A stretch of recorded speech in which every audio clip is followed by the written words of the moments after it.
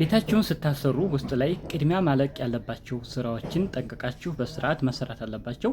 ካልሆነ ድጋሚ በሚሰሩ ሰዓት ብዙ ስራዎችን እንደ አዲስ የሚያሰሩን ይሆናል ማለት ነው። እዚህ ጋር እንደምትመለከቱት ይህ መቃን እንግዲህ መጀመሪያ ስላልተገጠመ ነው አሁን በዚህ ልክ ተፋፍሮ እንደ አዲስ የተገጠመው።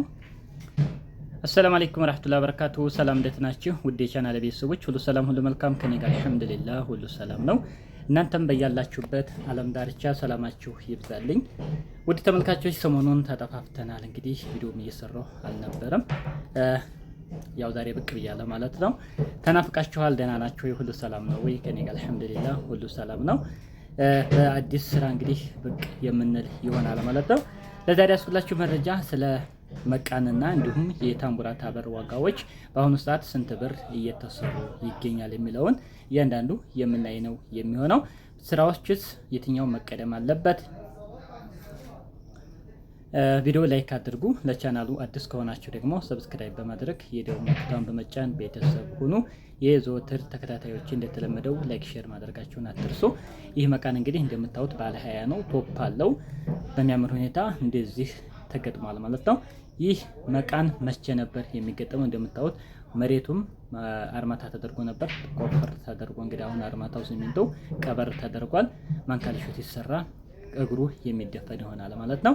ነገር ግን እነዚህ ስራዎች ቅድሚያ ነው መሰራት ያለባቸው። ውድ ተመልካቾች ይህ እንደምታዩት እንግዲህ መጀመሪያ የተገጠመ የሆነ መቃን ነው ማለት ነው። እዚህ ጋር የምታዩት ደግሞ አሁን የተሰራ የሆነ ነው። እንግዲህ ያለው ልዩነት ይህን ይመስላል ማለት ነው። ሌላው ስለ ታምቡራታ በር እንግዲህ የምላችሁ ይሆናል ማለት ነው። በቅድሚያ የመቃን ዋጋ እንግዲህ በአሁኑ ሰዓት ስንት ብር እየተሸጠ ይገኛል የሚለው እናያለን። መቃን ጣውላ ቤት ላይ ቀጥታ ራሳችሁ መግዛት ትችላላችሁ።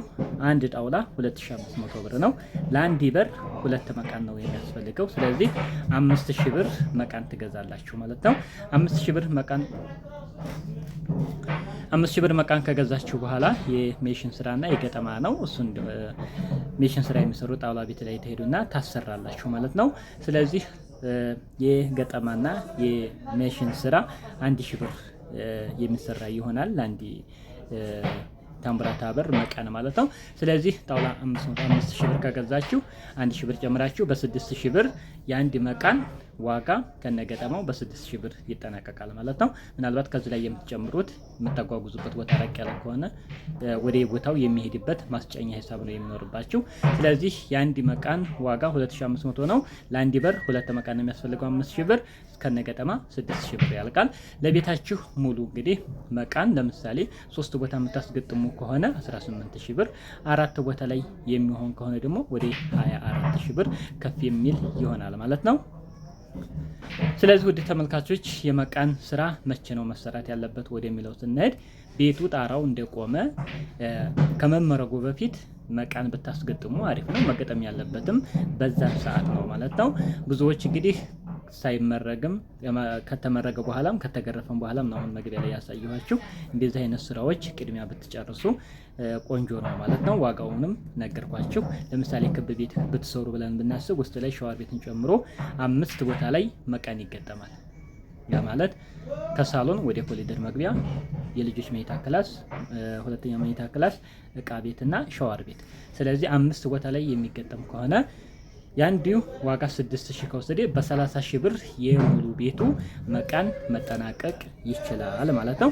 ከዛ በኋላ ቤታችሁ ሙሉ ፊኒሺንግ ካለቀ በኋላ ቀለም ምናምን ሙሉ ከተጠናቀቀ በኋላ ታምቡራታ በራችሁን በፈለጋችሁ ዲዛይን ታምቡራታ በር ታሰራላችሁ። መቼ? የውስጥ የፊኒሺንግ ስራዎች ከተጠናቀቁ በኋላ ለምሳሌ ኮርኒስ፣ ግድግዳ ቻክ፣ ቀለም እነዚህ አይነት ስራዎች ሳያልቁ ታምቡራታ በር ማስገጠም የለባችሁ። ምክንያቱም ስለሚቆሽሽባችሁ ማለት ነው። ሌላው ሙሉ ልቅም ብሎ የውስጥ ስራ ካለቀ በኋላ መጨረሻ ላይ ታምቡራታ በር መግጠም ትችላላችሁ። አሁናዊ ዋጋው ታምቡራታ በር እንግዲህ ስንት ብር እየተገጠመ ነው? ሰሞኑን እቃዎች ማቴሪያሎች እንግዲህ ቀንሰዋል። በቀጣይ ቪዲዮ ላይ የግንባታ እቃዎችን በተመለከተ ቪዲዮ የምሰራላችሁ ይሆናል። ብዙ በርካታ እቃዎች ቀንሰዋል።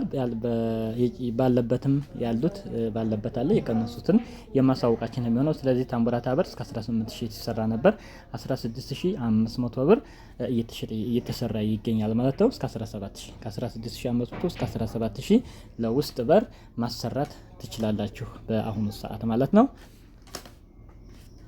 ስለዚህ ውድ ተመልካቾች እንደዚህ አይነት ስራዎችን ቅደም ተከተል አለው እያንዳንዱ ስራ ማለት ነው። የማያዳግም አይነት ስራዎችን ከጅምሩ ብታሰሩ አሪፍ ነው የሚሆነው ማለት ነው። ስለዚህ መቃል መቼ ይገጠማል፣ ዋጋው ስንት ነው አየን። የታምቡራታ ዋጋም ደግሞ ከነ ዋጋው መቼ ይገጠማል የሚለውንም አየን ማለት ነው። የተለያዩ ዲዛይኖች አሉ። በምትፈልጉት መልኩ አድርጋችሁ ማሰራት ትችላላችሁ ማለት ነው። ውድ ተመልካቾች ይህን ቪዲዮ ላይክ አድርጉ። ለቻናሉ አዲስ ከሆናችሁ ደግሞ ሰብስክራይብ ብታደርጉ በዚህ ቻናል ላይ አሪፍ መረጃዎችን ታገኙበታላችሁ። ለምሳሌ የቤት ፊኒሽንግ ስራዎችን በየዕለቱ አዳዲስ ነገሮችን ታያላችሁ። እንዲሁም የግንባታ እቃዎች ዋጋ ሲጨምሩ ጨምረዋል፣ ሲቀንሱ ቀንሰዋል። መረጃዎችን ወደ እናንተ የማደርስበት ቻናል ስለሆነ ሰብስክራይብ ብታደርጉ እጅግ በጣም ትጠቀሙበታላችሁ ማለት ነው ውድ ተመልካቾች። ስለዚህ ለዛሬ ያስኩላችሁ መረጃ ይህንን ይመስላል። ቪዲዮ ላይክ አድርጉልኝ። በሌላ ቪዲዮ እስከምንገናኝ በያላችሁበት ዓለም ዳርቻ ሰላማችሁ ይብዛልኝ። ወሰላሙ አለይኩም ወረህመቱላህ ወበረካቱ።